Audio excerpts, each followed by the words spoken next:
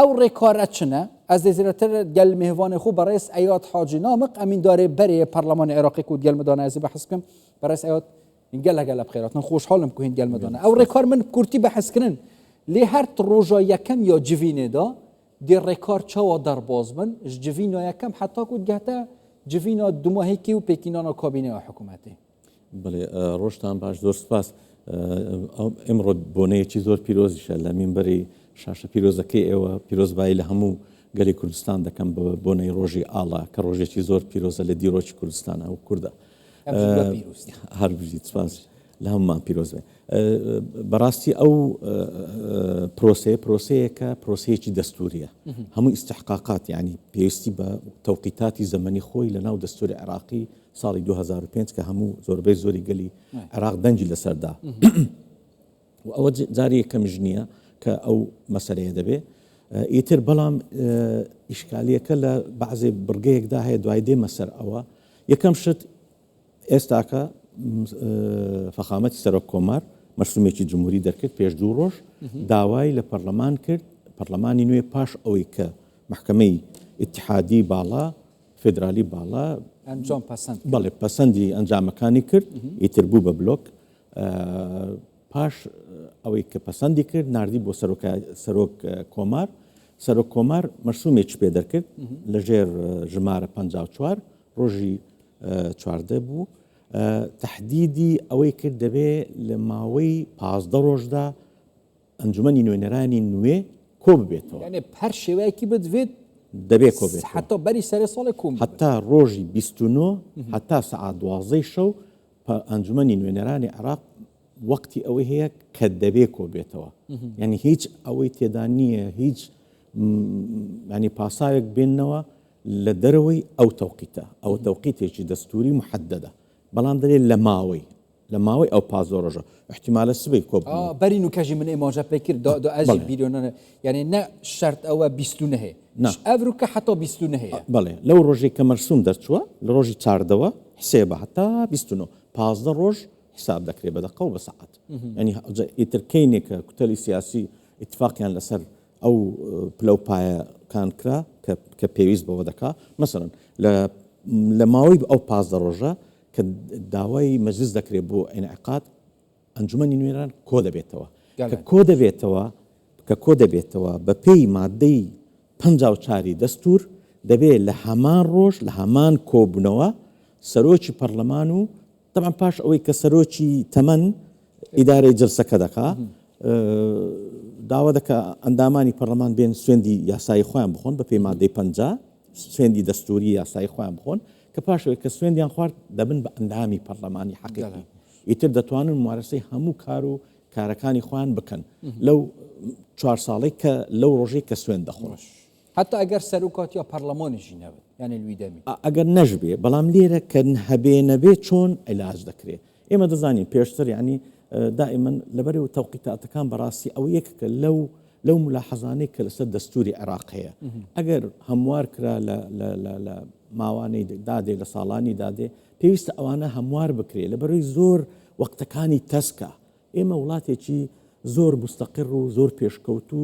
زۆر سەرکەوتوش نین تا ئێستاکە لە پرۆسەی دیموکراسی ئێمە لەسەر ڕێگەی ڕاستین بەڵام تا ئێستاکە زۆر هەنگاوماوە ئەمن لەسەر قۆناغی یەکەم جەلسەی پەرلەمانی ڕابواستن ئەی ئەگەر لە خلالی ئەم 15 ڕۆژەیە کە دوای ئەوەی کە مەرسومەکە دەرچوو دانیشتنەکە نەکرا نابێ یعنی نابێ پەرلەمان ئیتر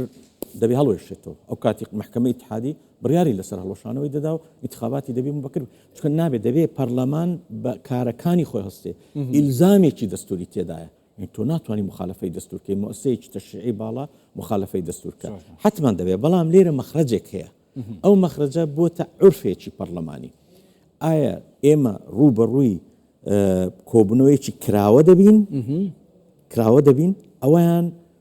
بڕیاری 55 محکەمەی اتحادی ساڵی 2010 لەسەر کۆبوونەوەی کراوە جەلسەی مەفتوحای پێدەڵێن بەس سوێند خواردنەوە بێ سوێند خواردنەوە دەبێ پاشێنەکە نابێ بە کراوەی بەجێبێڵی چونکە کۆبوونەوەی کراوە بە پێی تەفسیری محکەمەی اتحادی دەڵێ ئەو کۆبوونەوەی پێویست بە نیساب ناکە پێویست ناکە 50 ئامادە بن دەکرێت مناقەشەی تێدا بێ ئەو بێ بەکراوەی دەمێنێتەوە بۆی هەتا مشتومڕەکە و نیقاشەکان و قسەکان تاوا دەبن ئەوە لەلایەکەوە ئەوە بەواضحی قەراری محکەمەی اتحادی لەسەراتوە بەڵام محکەمەی اتحادی چۆنی حەل کردووە دەلێت لەبەر مەسلحەی گشتی لەبەر تەوقیتاتەکان زۆر تەسکە و زۆر وەختەکانیش ئیلزامی تێدایە دەلێت دەتوانی جەلسەکە بە بەردەوامی بهێڵنەوە جلسة مستمرة يعني تو أو التزام دستوري لسرتا حتى إجماعي سياسي واتفاقي سياسي لبيني كتل السياسي كان ذكري لسه سروج برلمان جيجري كان جيجري كم دوم سروج برلمان تا استازانيت ما وكو عرفي شي دستوري يعني بو براني عربي سنية جيجري يكم بو براني شيعية جيجري دوم بو كردة يعني أوانا دبي اتفاقاتي لسر بكري هموش يعني بنظري من يك باكيجا هم يكتري تاو دكا تاو كرييكا تو اگر لسر برغيك اگر جرينج بي زور تشارن استاذ بي زور اهميتي هبه اتفاق نكرينا تو اتفاق لسر جزئيات كان بكري يعني جرينج اوي دانشتنك بكري سوين ديا سيد دستوريك بخوين دريت ولا لا برلمانتاران دواء او كيشنيه كيشنيه بلا محكمه اتحادي دله لماوي كرت تحديدي نكردوا دله لماوي كرت هندي دساتير الدنيا هيك لو أنا دستوري تركيا أجر ماوي محددة أجر لو ماوي برلمان نيتواني بقاته اتفاقك لسر أو بوستانا برلمان هلا وشيتوا يكسر أوتوماتيكيا دعوة ذكري بو انتخاباتي بيشينا بيش وقته أو إني العراق دستور معالجة أو ينكديه يعني بنظام بيموايا دري دستور يعني بو سويسرا نوسي توكات خوي دبوا زور ديمقراطيتها زور يعني دبوا مراعاتي تشكيلي أولاته وتشيشكاني أولاته بسرهاتي أولاته إستاك يعني صراع كان يعني بيشان لبيني بابلين لسر بوستا كان لبيني شيعة وسنة وكردو إستا تشيشكان كوتوتنا وخودي مكوناتي إستا لناو الشيعة هما هنجينية لناو سنة هما هنجينية لناو كرد هما هنجينية بەڵام کورد لە هەردووشیان باشترە تاحدێکی زۆر ئێمە گلەی لە خۆمان دەکەین بەڵام کە تایەکە زۆر گەرم دەبی زوو بەخۆ دەکەین ئەگەر کورد گەیشتنە ڕێککەوتن ئەوە پۆستەکە یەکلا بوویتەوە شیعەش گەیشتنە ڕێککەوتن وەرە و زۆریش زەحمەتە بەڵام سونە نەگەیشتنە ڕێککەوتن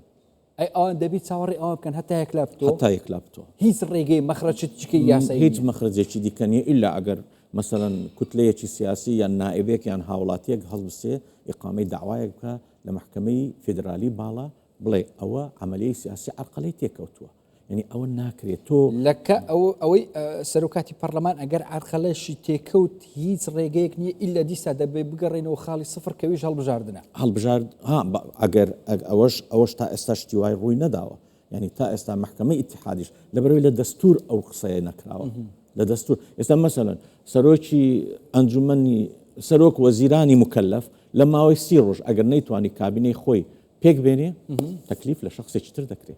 فرصتين لدز دروا أوش دستورية سروك كومار تكليف لشخص يشتر ذكا لكتلي جورتين كتلي ناو برلمان من باب تسمى قناغي دوام كدواء هالبجاردني سروكاتي برلمان دواء أو كاتك دسبيتك أبو سروك كومار بلى بو سروك كومار دسبيتك يكسر لو رجوا لو روجي لروجي جلسي بلين لبيستنوكرا بابلين لما وي لوي بيستنو يكسر ببي مادة 54 برلمان خلال سيروج خوي آمادة دكا بو أوي سروك كومار تحديد بك وكانت سياسيا لأن بيني السياسية كانت تحديد دكريو توجيه دكريو يعني كإما ما سروكاتي برلمان دعوة كان كتلي سياسي لبرو اتفاقية والله لو كاتو مازال هي أجر روجا كان دريج بكرينو يعني أويش نخ سياسي ودستوري وكو أويش حديه همي روجي اللي دبي كل إستا وخوي حاضر بلى دبي كل إستا وخوي حاضر كا يعني مثلا خوش بختانة دويني أو كوبنوي بيني بارتي ديمقراطي كردستان ويشت اجتماعي كردستان كبو يعني هندي بسطلك كان وساردي كانش كان بلام هوادارين ماويتي زور نزيق دا أو سازانة دروز ببي وهواداريش يعني لبغدا چونکە بەڕاستی ڕۆژ بە ڕۆژ عملی سیاسی چەند دەچێتە پێش مەسئلەی کورد زیاتر دەکەوێتە ژێر خەتەر ناچیەوە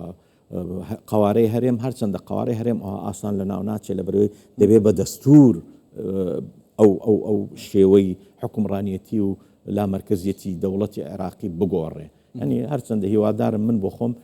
عێراق بەرەو کۆنفیدرالیەت ببینین عراق ببێتە 4 کۆنفدرالیەت بەغدا بە تەنها بە حدودی ئیداری خۆی هیویداریان پێشبینیەکە باش پێشبینیەکی باش من شەرەفی ئەوشم هەیە یەک لە یەکەمینەکانم کە باسی کۆنفدرالیەتم کردێ بۆ عێراق چکە ئەوە چارەسەری نهائیە بۆ وڵاتێک بە ئیستقراری ببینێتەوە بەرەو پێش بڕوا ئابوووریەکەی